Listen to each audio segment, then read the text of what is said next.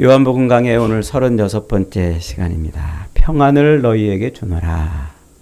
제목입니다. 평안을 너희에게 주노라. 사람이 늙을수록 필요한 게 있답니다. 여자에게는 4가지가 있대요. 첫째로는 건강이 필요하고, 둘째로는 돈이 필요하고, 셋째로는 친구가 필요하고, 넷째로는 딸이 필요하대요. 여자에게는 이런 4가지가 늙을수록 필요하답니다. 남자들은 늙을수록 뭐가 필요할까요? 첫째로 아내가 필요하대요. 둘째로 부인이 필요하고, 셋째로 마누라가 필요하고, 넷째로 집사람이 필요하고, 마지막 5째로 와이프가 필요하답니다. 이런 유머를 들을 때마다 기분이 좀 나쁩니다만, 그래도 뭔가 이렇게 우리에게 생각할 거리를 주잖아요. 생각할 거리. 여러분, 이 유머가 지금 무엇을 얘기하는 것 같습니까? 그저 웃자고 만들어낸 건 아닐 겁니다.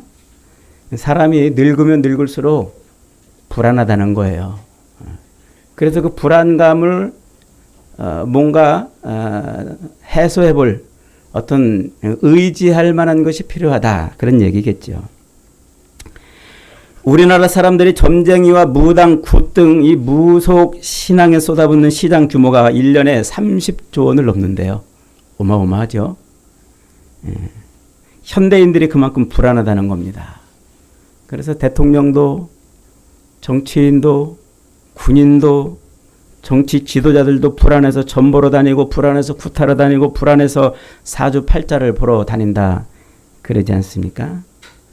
언젠가 신문에 보니까 어떤 병원의 사무장은 이 점 보고 굿하는데 한 40몇 억을 이렇게 쏟아부었다고 그래요. 3년 동안 수십 차례 점 보고 구술을 하는데 들어간 돈이랍니다. 자기 미래가 불안해서 그랬다는 거예요. 자기 미래가. 물론 회사 돈을 횡령해서 한 것이죠. 그렇게 무속 신앙으로부터 세상의 모든 종교는 인간의 불안함을 해소시킬 어떤 처방을 제시하고 그러죠. 우리나라 심리학자인 김태영 교수는 불안 증폭 사회라는 그의 책에서 지금 우리 사회를 이렇게 진단했어요. 불안이 폭발하는 사회. 우리 사회가 불안이 지금 폭발하는 사회라는 거예요. 떨어질 줄 모르는 세계 최대의 자살률과 오를 줄 모르는 이 출산율이 대표적인 증거라는 거예요. 사람들이 왜 그렇게 아기를 안 낳느냐? 미래가 불안하기 때문에 그렇다는 거죠. 그래서 우리 사회는 앞으로 점점 더 이기심, 고독, 무력감, 의존감, 억압, 자기혐오, 쾌락, 도피, 분노, 이런 것들이 점점 폭발해서 우리 사회가 더욱더 혼란 가운데 있을 것이라, 이렇게 보았습니다. 사실 이 불안의 문제는 우리 사회만의 문제는 아니죠. 우리나라뿐만 아니라 온 세계 모든 나라가 직면한 문제고, 이게 또 갑자기 어느 날 생겨난 문제도 아닙니다. 이미 인간은 태고적부터 불안을 이미 잉태하고 살고 있었던 것이죠. 그러니까 인간의 자연적 출생 방법으로 태어나는 이 모든 인생들은 다 이미 불안을 안고 태어나는 거예요. 불안을 안고. 오늘 설교 주제는 평안입니다. 불안한 시대에 우리는 어떻게 평안을 얻을 수 있을까 하는 거죠. 평안. 하나님께서 이 세상에 우리 인간들에게 주시는 가장 최고의 선물이 바로 이 평안이 아닌가, 이런 생각이 듭니다. 제가 사전을 찾아보니까 평안을 이렇게 정의를 해 놓았더라고요. 개인이나 공동체의 생활에서 정신적, 육체적, 물질적으로 완전히 이상적인 충족한 상태. 이게 평안이래요. 정신적으로, 또 육체적으로, 물질적으로 모든 게 다 뭐한 상태? 충족한 상태. 만족이 아니라 충족이라는 거예요. 만족이 아니라. 한마디로 인간이 누릴 수 있는 최고의 상태란 말이죠. 여러분 어떻습니까? 여러분 이 정의에 의하면 여러분들은 지금 평안하십니까? 평안하다고 말할 수 있습니까? 모든 게 다 충족되어 있는 상태가 평안인데 우리는 충족되지 않는 것을 인해서 불안하고 그래서 스스로 뭐 한다고요? 스스로 만족을 가진다 이런 얘기죠. 여러분 정말 우리가 이 땅을 살면서 충족되지 않은 그것이 우리 삶에 가득한 이때 우린 정말 평안을 누릴 수 있겠냐 하는 것입니다. 정말 내 직장이 오늘 내일 오늘 부도날지 내일 부도날지 모르는 그런 상황에서 여러분 두 다리 뻗고 나는 평안해 라고 노래 부를 사람이 얼마나 있겠습니까? 온몸에 암이 퍼져서 악으로 버티고 있는데 평안하다 말할 수 있는 사람이 누가 있겠습니까? 카드 연체 통지서가 늘 쌓여 있는데 평안하다 노래할 사람이 얼마나 있겠냐 말이죠. 예수 믿는다는 이유 하나 때문에 직장에서 혹은 공동체에서 다른 사람들에게 무시받고 멸시받고 조롱받는 삶을 살고 있는데 예수 믿는 것 때문에 나는 평안하다 이렇게 말할 수 있는 사람이 얼마나 있겠습니까? 인생의 바다에는요 사실 우리가 감당할 수 없는 큰 풍랑들이 쉴 새 없이 몰아닥치고 그래서 우리 인생의 배를 흔들어 놓고 때로는 깨트리기도 하고 때로는 통째로 집어삼키기도 하는 것입니다. 여러분 이런 인생의 고해 고통의 바다를 항해하고 있는 우리 인생에서 여러분은 평안하십니까? 영국의 어느 도시에서요 이 평안을 주제로 미술 대회를 열었대요. 그래서 가장 이 평안을 멋지게 그림으로 이렇게 표현해 내는 그 그림을 선발하는 대회였답니다. 이제 여러 출품작들이 나왔대요. 저 흔들리지 않을 것처럼 천년만년 서 있던 그 산을 주제로 그린 그림도 있고 또 목가적인 그런 풍경, 아름다운 소지와 자연이 펼쳐져 있는 풀밭이 펼쳐져 있는 그런 그림도 있었고 또 연기가 모락모락 나오는 그 시골집에서 가족들이 함께 모여 앉아서 오손도손 웃음꽃이 활짝 핀 그런 가정의 모습을 그려낸 그림도 있었다고 그러지요. 그런데 여러 장면들을 그려놓은 그 그림들 중에서 뜻밖의 최고의 작품은 그런 그림이 아니고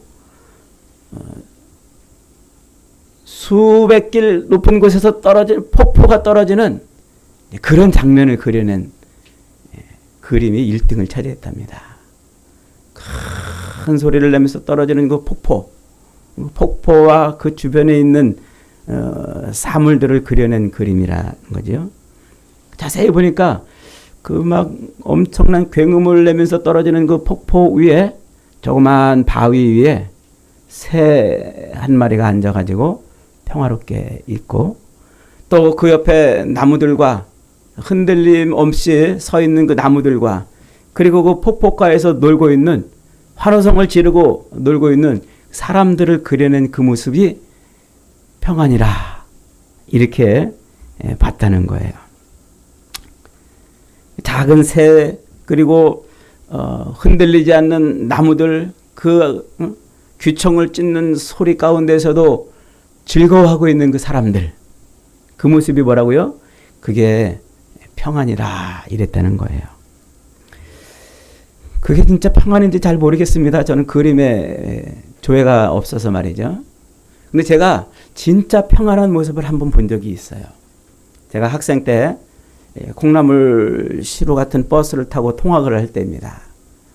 여러분 그 콩나물 시루 같은 버스에 타면은요 사람을 꽉 차면은 운전기사가 한 번씩 이렇게 흔들어가지고 촥 이렇게 흔들리잖아요. 그러면 그냥 안 흔들리려고 그저 손잡이 하나 붙들고서 버티고 있는 그런 버스를 탄 적이 있어요. 타고서 통학을 한 적이 있습니다. 그런데 어느 날도 학교를 가려고 그 버스에 딱 올라타가지고 손잡이를 붙들고 흔들리지 않으려고 넘어지지 않으려고 애를 쓰고 있는데 그날 아침에 웬일인지 아기를 업은 아주머니 한 분이 거기 이렇게 서 있는 거예요. 아기를 업은 아주머니. 그러면서 한 손에는 짐을 들고 한 손에는 그 손잡이를 들고 그러고서 이 아기를 어떻게 흔들리지 떨어뜨리지 않으려고 애를 쓰고 있는 모습이죠. 그 차가 이렇게 흔들릴 때마다 이렇게 흔들리고 저렇게 흔들리고 그러는데 제가 그 뒤에 서 있다가 그만 그 엄마 등에 엎여 있는 아기 얼굴을 보고 말았어요. 그 아기 얼굴을 봤는데 세상에 싹싹 아무 근심 걱정 없이 엄마 등에 엎여가지고 있는 그 아기 얼굴 얼마나 편하게 자든지 말이죠. 아니 엄마가 그렇게 자기를 안 떨어뜨리려고 애를 쓰고 있으면 좀 미안한 기색이라도 있어야 되는 거 아닙니까? 저 엄마 힘들지 않아? 좀만 더 버텨봐. 뭔가 위로라도 해줘야 되지 않겠습니까? 그런데 아기의 얼굴은 천국이었습니다. 아무 걱정 없이 아무 두려움 없이 그저 엄마 등에 기대서 편안하게 있는 것이었어요. 그 엄마 품에 안겨져 있는 그 아기의 모습, 그 모습이 우리 인간이 상상할 수 있는 최고의 평안이 아닌가 이런 생각이 들었습니다. 성경에도 이 못지않은 정말 평안한 모습이 나오지요. 예수님께서 갈릴리 바다 북서쪽에 있는 가버나움에서 사람들에게 복음을 전하시다가 어느 날 건너편으로 제자들과 배를 타고 건너가십니다. 그런데 저녁이 되었을 때 예수님께서 바다 건너편으로 가는데 갑작스럽게 돌풍이 불었어요. 그 갈릴리 바다는 갑작스럽게 돌풍이 부는 바다로 유명하지요. 그래서 그 갈릴리 바다를 안방 삼아서 살던 제자들조차도 공포를 느껴야 될, 죽음의 공포를 느껴야 할 정도로 풍랑과 파도가 거칠었습니다. 그렇게 배가 요동치는 풍랑 속에서 제자들은 땀을 뻘뻘 흘리고 죽을 똥살똥 애를 쓰고 있는데 거기서 잠을 주무시고 계신 분이 계셨어요. 누구죠? 예수님. 그 요동치는 풍랑 속에서도 예수님은 편안하게 잠을 주무시고 계셨어요. 술에 취해 골아 떨어진 것이 아닙니다. 제자들을 꾸짖을 때 드러났지만 그것은 하나님 아버지에 대한 믿음이었던 거예요. 하나님께 모든 것을 맡긴 그 삶 그대로였다는 것이죠. 우리가 이렇게 죽게 되었는데 우리를 돌아보지 않으십니까? 제자들의 성화에 잠이 깨신 예수님께서 일어나서 바람과 바다를 꾸짖으시고 잠잠하라 외치셨어요. 즉시 바다가 고요해졌습니다. 그러자 풍랑으로 인해서 두려움에 휩싸여 있던 이 제자들은 갑자기 예수님 때문에 더 큰 두려움에 휩싸였어요. 도대체 저분이 누구길래? 저분이 도대체 누구길래 바람과 바다도 순종하는 거 하면서 불안해했죠. 성경은 그날 그 이야기를 그렇게 여러 군데에서 기록을 해놓고 있는데 왜 기록을 해놨을까요? 그것은 예수님은 우리 인생과 사회의 요동치는 상황 속에서도 절망적이고 고통의 파도가 밀려오는 그런 상황에서도 우리를 평안으로 인도하실 분, 모든 풍랑을 잠재우시고 우리를 평화로 인도하시는 분이시라고 말씀하고 있는 것입니다. 인생의 그 고통에, 인생의 불안에, 인생의 모든 두려움의 문제들을 해결하시는 분이 예수님이시다 하는 것이죠. 오늘 우리가 읽은 이 요한복음 14장은 이미 앞에서부터 살펴봤습니다만 13, 14, 15, 16장 이 4장이 다락방 강화라고 이렇게 이름이 붙어져 있어요. 다락방 교훈이라는 말이죠. 예수님께서 산 위에서 가르치신 산상수훈과 짝을 이루는 그런 말씀인 것입니다. 그런데 14장 1절은 어떻게 시작을 했습니까? 1절로 2절에 보니까 너희는 마음에 근심하지 말라. 하나님을 믿으니 또 나를 믿으라. 내 아버지 집에 거할 곳이 많도다. 그렇지 않으면 너희에게 일렀으리라. 내가 너희를 위하여 거처를 예비하러 가노니. 그러셨어요. 너희는 마음에 뭐 하지 말라? 근심하지 말라. 근심한다 이 말은 파라세소라는 헬라어 원어를 쓰고 있는데요. 파라소라는 말이에요. 이것은 어떤 외부적인 자극, 외부적인 어떤 것에 의해서 내 마음이 막 흔들리는 것을 말해요. 근심이죠. 뭔가 외부적인 환경 변화로 인해서 내가 두려워하고 걱정하고 염려하고 불안해하는 것, 그것을 말하는 거예요. 그것을 오늘 근심이라 이렇게 표현을 하고 있는 거예요. 예수님이 외부적인 환경에 의한 외부적인 자극에 의한 그 어떤 것을 인해서도 너희는 염려하지 말아라, 걱정하지 말아라, 두려워하지 말아라, 불안해하지 말아라 하는 것이죠. 하나님을 믿으니 또 나를 믿으라. 그러면서 뭐라고 말씀하고 있습니까? 내가 너희를 위하여 거처를 예비하러 간다, 이렇게 말씀하시죠. 예수님께서 우리에게 주시려는 구원이 구체적으로 무엇인지 분명히 알 수 있는 구절입니다. 우리가 거할 거처, 우리가 처할 처소, 우리가 염려와 걱정과 불안과 두려움에 휩싸여 살고 있는 이 인생에서 거할 거처가 어디란 말이에요? 하나님 품이란 말이에요. 하나님 품. 하나님 품에 들어갈 때 비로소 우리는 뭐한다? 모든 염려와 근심과 걱정과 불안을 이겨낼 수 있다는 얘기예요. 탕자가 아버지 집에 돌아가서 그 아버지의 품에 안긴 그 상태를 뭐라고 표현한다고 그랬어요? 헬라어로 에이레네 이렇게 표현한다고 그랬죠? 에이레네. 그 말이 평안이라는 말이에요. 에이레네라는 말이 평안.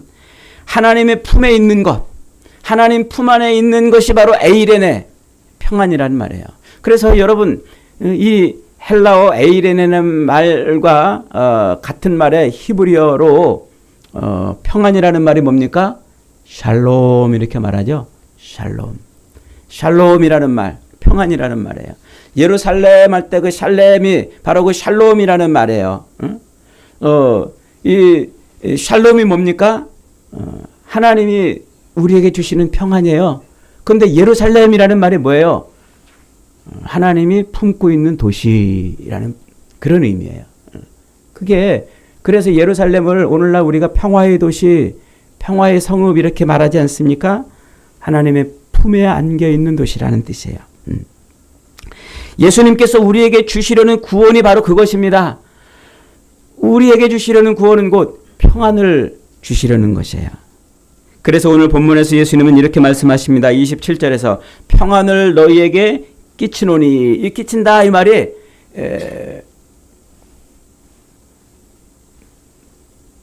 뭐라고 말해야 됩니까? 빠게스. 왜 일본 말이 나오죠? 바가지로 위에서 붓는다는 말이에요. 평안을 너희에게 붓는다. 그러니까 평안을 우리에게 바가지로 물을 붓듯이 우리에게 부어주신단 말이에요. 부어주신다. 곧 나의 평안을 너희에게 주노라. 내가 너희에게 주는 것은 세상이 주는 것 같지 아니하니라. 너희는 마음에 근심도 말고 두려워하지도 말라. 외부적인 어떤 자극, 외부적인 어떤 변화, 이것 때문에 뭐하지 말아라? 염려하지 마라. 두려워하지 말라. 걱정하지 말라. 불안해하지 말라는 거죠. 그리고 이 다락방 교훈의 끝인 16장 마지막 절을 이렇게 끝냅니다. 성경을 한 장 넘겨가지고 16장 마지막 30절을 한번 같이 읽어보겠습니다. 33절 시작. 이것을 너희에게 이름은 너희로 내 안에서 평안을 누리게 하려 함이라. 세상에서는 너희가 환난을 당하나 담대하라. 내가 세상을 이겼노라 하시니라. 이게 주님이 우리에게 주시고 싶으신 거예요. 지금껏 이 다락방 광화를 통해서 예수님께서 우리에게 이런저런 이야기를 하시는 이유는 이제 앞으로 내가 십자가에 달려 죽을 것인데 그 십자가에 달려 죽으시는 그 일을 너희가 목격할 때에 너희에게 밀어닥칠 불안과 걱정과 두려움과 근심과 이 모든 염려를 없게 하려고 한다는 것이죠. 그래서 예수님께서 실제로 십자가에 달려 죽으실 때 수많은 제자들이 다 도망을 가버렸어요. 불안해하고 걱정해하고 자기도 잡힐까, 자기도 잡혀 죽을까. 그래서 걸어만 날 살려라 도망을 치지 않았습니까? 그러나 예수님은 약속대로 3일 만에 부활하셨습니다. 3일 만에 부활해서 보니까 제자들이 다 불안해서 어떻게 됐어요? 다 여기저기 흩어져 숨었어요. 그때 예수님이 제자들을 다시 만나서 뭐라고 말씀하십니까? 부활하신 예수님께서 제자들에게 첫 번째로 물으신 물음이 너희가 평안하느뇨? 라는 말씀이었어요. 너희가 평안하느뇨? 그리고 예수님께서 요한복음 20장 19절에 보니까 그렇게 다락방에 숨어서 두려워서 떨며 불안해하는 제자들을 찾아오셔서 예수님께서 이렇게 말씀하고 있습니다. 안식 후 첫날 저녁 때에 제자들이 유대인들을 두려워하여 모인 곳에 문들을 닫았더니 예수께서 오사 가운데 서서 가라사대 너희에게 평안이 있을지어다 라고 말씀을 하세요. 이렇게 십자가의 죽으심 앞과 뒤로 예수님이 우리에게 반복해서 말씀하시는 내용이 뭐라고요? 바로 평안이라 하는 것이죠. 그러니까 예수님의 십자가 죽으심은 우리에게 평안을 주시기 위한 것이고 그 평안은 곧 우리의 구원을 말하는 것이에요. 어느 시대 어느 장소든 죄와 사망의 저주 아래 있는 개인이나 사회는 이 불안에 덫에 걸려서 버둥거리며 고통과 두려움이 지나가기를 기다리며 삽니다. 당연히 세상은 근심하게 되고 당연히 세상은 불안하게 되고 당연히 세상은 염려와 이런 걱정을 가지고 살 수밖에 없는 것입니다. 그 세상 염려와 걱정을 가지고 살 수밖에 그 세상에서 사람들이 그 불안을 떨쳐버리기 위해서 그들이 하는 일이 뭡니까? 첫째로 사람들은 권력을 추구합니다. 권력이야말로 평안을 줄 것처럼 보이기 때문에 그렇습니다. 그러나 그것은 마치 종이로 만든 옷으로 쏟아지는 비를 가려보려고 하는 것과 다름없어요. 여러분, 권력을 쥐고 있다고 해서 우리에게 평안이 있습니까? 대통령이 앉아있다 할지라도 걱정과 불안은 가시지 않았던 것입니다. 사람들은 돈으로 평안을 얻어보려고 합니다. 그래서 불안한 것이지 돈만 있으면 무슨 걱정이겠느냐? 그래서 집을 사놓고 그래서 통장을 불리고 그래서 연금을 들어놓고 부동산을 사 놓습니다. 그러나 이상하게도 돈은 있으면 우리에게 평안을 가져다 주는 것이 아니라 점점 더 근심과 걱정과 불안을 가져다 준다는 것 아닙니까? 돈이 있으면 평안해질 것처럼 그러는데 이상하게도 돈을 가지는 만큼 근심도 나는 법입니다. 또 사람들은 오락, 음악과 식도락 등으로 불안을 잊어보려고 합니다. 그러나 그것은 물 대신 술과 다를 바가 없습니다. 취할 뿐 갈증은 해갈되지 않습니다. 세속과 사이비 종교로 평안을 얻어보려고 사람들은 그렇게 또 거기에 목을 매기도 하고 수많은 고등 종교들조차도 금욕과 무소유가 평안을 보장한다고 죽이기도 합니다.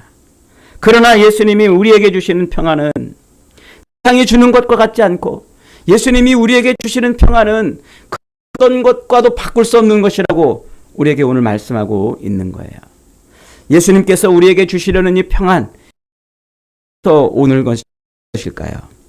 첫째로 하나님 아버지를 믿는 믿음에서 온다 하는 거예요. 1절을 다시 해야 너희는 마음에 근심하지 말라 하나님을 믿으니 또 나를 믿어라. 여러분, 그리스도인의 평안은 어디서 온다고요? 하나님에 대한 확고한 믿음에서 오는 줄 믿습니다. 엄마 품에 안긴 아기가 요동치는 버스 안에서도 편한 것처럼 하나님의 품에 안길 때에 우리의 인생은 비로소 모든 염려와 근심과 불안과 두려움을 이기고 평안을 누리게 되는 거예요. 태초에 하나님이 천지를 창조하시라 시작 하나님에 대한 소개로 가득 차 있습니다. 그래서 우리는 성경을 읽기만 해도 용기가 생기고 은혜가 충만해지는 것이죠. 성경을 읽기만 해도 지금 나를 짓누르고 있는 이 해결될 길이 보이는 거예요.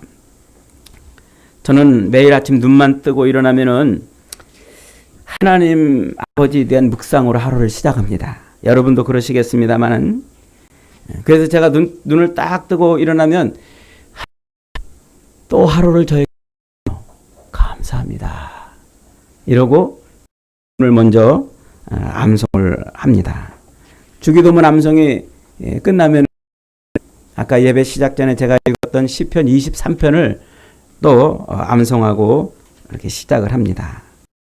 그리고 이제 시편 23편 암송이 끝나면은 이제 찬송을 몇 개 이제 불러요. 찬송을 이렇게 한두 곡 부르면서 이제 하루를 시작하다 보면요. 하나님께서 나를 그 사랑의 확증이 내 가슴 속에 밀려옵니다. 같은 죄인을 위해서 아들을 십자가에 못 박으신 하나님의 사랑, 그 놀라운 사랑, 아들을 십자가에 매달아서 죽이시기까지 나를 사랑하셨다는 그 사랑은 내가 의심하기에는 너무나 벅찬 사랑입니다. 퍼즐 조각을 맞춰가듯 세상의 모든 것을 맞춰가시는 그 하나님의 경륜은 무슨 일이 벌어질지 모르는 이 복잡하고 불확실한 우리 인생의 확실한 담대함을 주는 힘인 것이죠. 여러분, 지금도 하나님은 살아계신 줄 믿습니다. 우리가 하나님에 대한 확실한 믿음을 가지고 있을 때 우리는 하나님께 범죄하여서 불안과 염려와 근심으로 나뭇가지로 자기의 옷을, 자기의 부끄러움을 가리려고 했던 그 아담의 범죄에서 벗어날 수가 있는 거예요. 그 두려움에서 이길 수가 있는 것이죠. 하나님은 우리의 인생에 이것을 주시기 위해서 지금도 우리를 선택하시고 우리에게 은혜를 베풀어 주신 것입니다. 이것을 믿을 때 세상 그 어떤 것을 그리고도 해결할 수 없는 인생의 갈증이 해결되는 줄 믿으시기 바랍니다. 진짜 평안이 밀려오는 겁니다. 두 번째로 예수 그리스도를 믿는 데서 우리 인생의 평안이 밀려오는 거예요. 오늘 본문은 하나님을 믿는 것처럼 예수님을 믿으라고 말씀하고 있지 않습니까? 하나님을 믿는데 그리스도는 안 믿는다. 이런 것은 믿음이 없는 겁니다. 이런 믿음으로는 참 평안을 얻을 수가 없습니다. 여러분, 진짜 믿음이 무엇입니까? 십자가 위에서 땅의 기적 중에 기적으로 이 땅에서 우리를 구원해내신 그리스도 예수의 그 사랑이 바로 믿음의 최정상 아니겠습니까? 십자가에 달려 죽으신 그분이 나를 이 염려와 근심과 불안과 두려움에서 그렇게 죽으셨다는 사실을 믿는 그 믿음이야말로 우리가 믿을 수 있는 최고의 믿음인 것입니다. 그분이 나의 주요, 그분이 그리스도인 것을 믿는다면 그때 우리 안에 누가 들어오세요? 성령이 들어오시고 하나님이 내 아버지가 되시는 거예요. 예수 그리스도의 그 십자가 죽으심과 부활을 나의 것으로 아멘할 때 비로소 하나님은 우리 아버지가 되시고 비로소 하나님의 성령이 내 안에 들어서 나를 주장하게 되죠. 그래서 예수님이 십자가에 달려 죽으셨다는 이 사실을, 나를 위해 죽으셨다는 사실을, 나의 주가 되시고 나의 그리스도가 된다는 이 믿음을 할 때 비로소 예수 그리스도의 믿음 안에 있게 되는 거예요. 그럴 때 어떤 일이 벌어진다고 그랬습니까? 13절에 보니까 너희가 내 이름으로 무엇을 구하든지 내가 시행하리니 이는 아버지로 하여금 아들로 인하여 영광을 얻으시게 하려 함이라. 기도하면, 주님의 이름으로 기도하면 다 응답을 주시겠다는 것입니다. 예수 그리스도는 모든 믿는 자들에게 이 놀라운 약속을 다 해주셨어요. 우리가 왜 염려하고 걱정하고 불안해하고 두려워하는 이 사회 속에서 왜 주님께 기도하지 못하는 것일까요? 믿음이 없기 때문인 거예요. 믿음이 없기 때문에. 여러분, 예수를 믿을 때 우리는 이 불안의 감옥에서 벗어날 수 있는 줄 믿으시기 바랍니다. 십자가에 달려 죽으신 그분이 나의 주인 되시고 나의 그리스도가 된다는 고백을 할 때 그때 우리는 평안의 삶을 살 수 있는 줄 믿으시기 바랍니다. 세 번째로 보혜사 성령을 믿는 것이에요. 16절 한번 읽어봅니다. 시작. 내가 아버지께 구하겠으니 그가 또 다른 보혜사를 너희에게 주사 영원토록 너희와 함께 있게 되리라. 여러분, 예수님을 믿으면 우리에게 주시는 선물이 무엇입니까? 성령을 선물로 받는 거예요. 성령은 예수님께서 제자들과 먹고 마시고 자고 가르치시며 사명을 감당하시고 이렇게 동락하셨던 것처럼 지금 오늘 이 시대 저와 여러분의 삶에 동락하시기 위해서 우리에게 오시는 거예요. 하나님 아버지의 예정하심과 예수 그리스도의 그 공로와 약속이 하나도 다 어김없이 고스란히 우리의 삶에서 성취될 것을 약속해 주시기 위해서 우리에게 오시는 것입니다. 성경에 기록된 하나님의 그 언약들, 그 약속들이 1.1핵이라도 변치 않고 그대로 성취될 것을, 이루어질 것을 우리에게 말씀해 주시기 위해서 성령이 우리 가운데 오시는 것입니다. 그러므로 보혜사 성령 때문에 우리의 믿음은 결코 실패하지 않는 것이죠. 성령이 계시기에 우리의 믿음은 로 갈 수 없고, 성령이 계시기에 우리의 믿음은 흔들릴 수 없는 것이고, 성령이 계시기에 우리가 이렇게 설교를 들을 때 아멘할 수 있는 거예요. 성경을 읽게 되는 것이고, 우리가 이렇게 말씀에 순종하며 살 성령 때문입니다. 성령이 내 안에 들어오실 때 비로소 우리는 평안의 삶을 살아요. 그런데 많은 사람들이 예수를 믿는다고 하면서도 성령을 의지하며 성령의 지배를 받지 못해요. 왜일까요? 예수를 잘 못 믿기 때문에 그래요. 진짜 예수를 믿지 않기 때문에 그래요.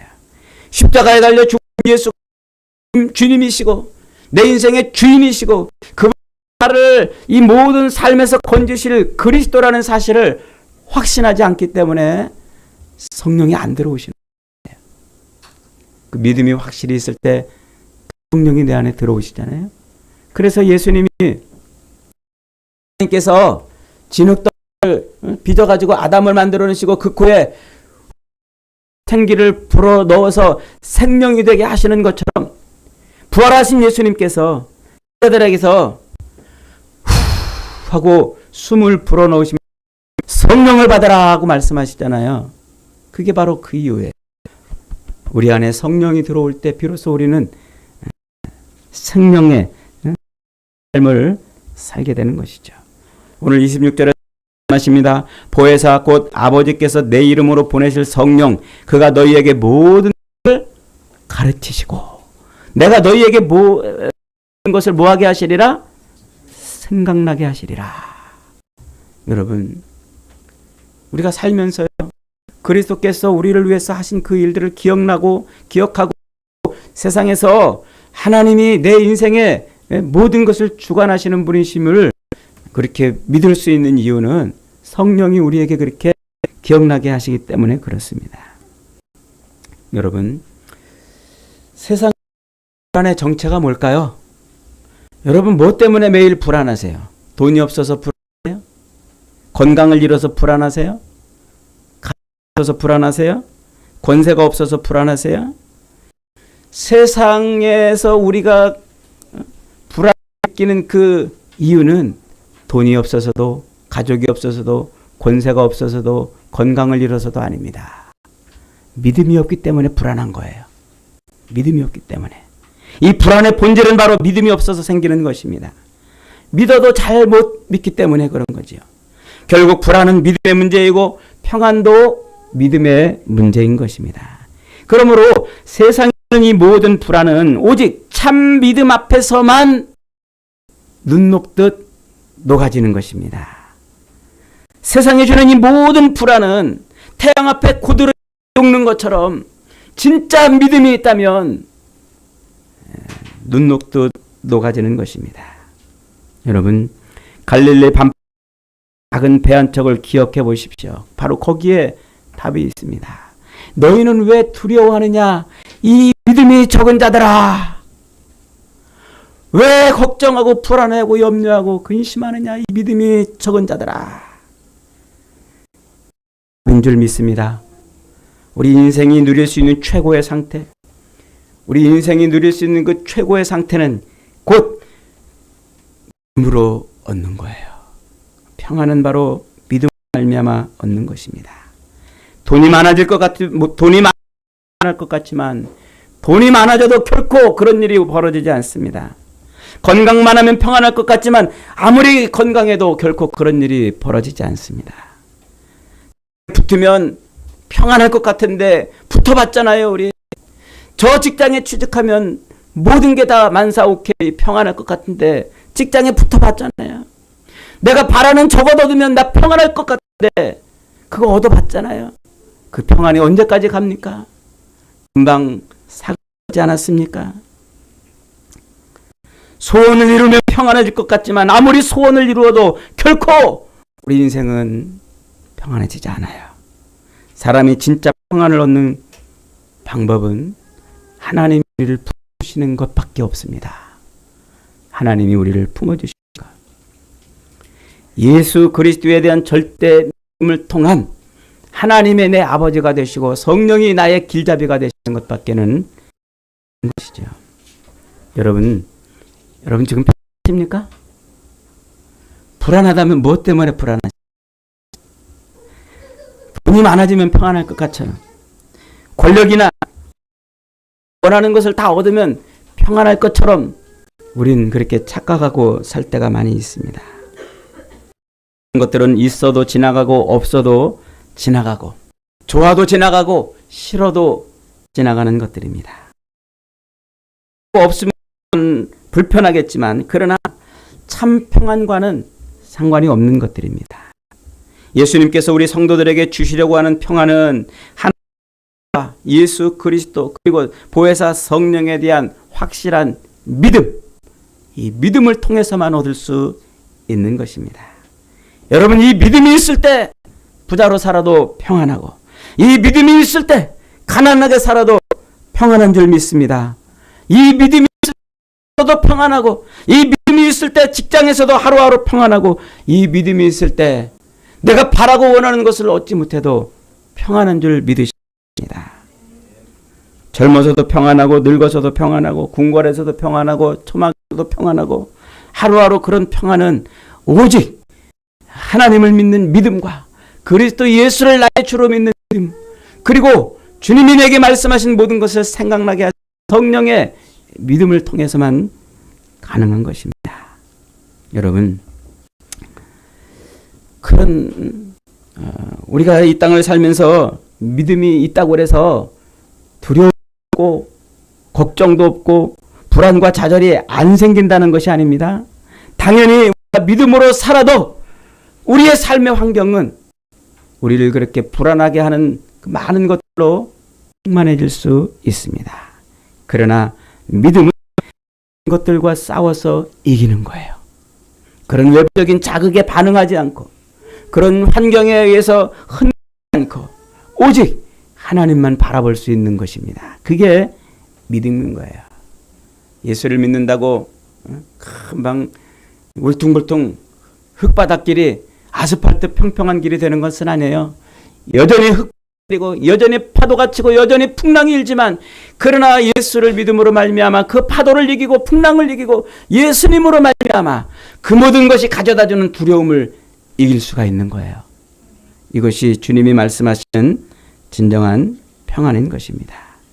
사랑하는 여러분, 믿음은 우리 주 예수 그리스도의 사랑과 능력과 지혜로 우리가 하나님 품 안에 거하는 것입니다. 우리가 그렇게 믿음으로 살 때 우리는 염려, 걱정, 근심할 것밖에 없는 세상에서 평안을 누리게 살게 되는 것이죠.